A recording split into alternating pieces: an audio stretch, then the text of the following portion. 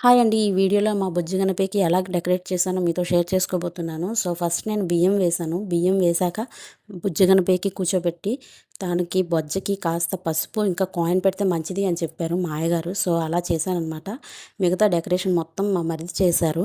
So, ఇదిగోండి మా బుజ్జి గణపయ్య మొత్తం డెకరేట్ అయిన తర్వాత ఎలా ఉన్నారో కామెంట్ చేసి చెప్పండి. సో, ఇంకా మా పూజ స్టార్ట్ అయిపోయింది. ఇదిగోండి యాక్చువల్లీ నాకు అత్తగారు లేరు. సో, అందుకే ఇదే నా ఫ్యామిలీ అనమాట. సో, ఈ సంవత్సరం మేము ఇలా చేసుకున్నాం పూజ. ఇంకా పూజ అయ్యాక కిందకొచ్చి చూస్తే సడెన్‌గా వర్షం స్టార్ట్ అయిపోయింది. సో, వర్షం పడితే పడనీలే అని ఇంట్లోకొచ్చేసి నేను కూర్చొని ఫొటోస్‌కి పోజ్ ఇస్తే మా హ్యాపీ కూడా వచ్చేసిందనమాట ఫోటోస్ దిగుతామని. సో, ఇంకా ఆ ఫోటో దిగి చూసేసరికి నేను వేసిన ముగ్గులు నా కూతురికి నచ్చలేదంట. యాక్చువల్‌గా నాకు ముగ్గులు రావు.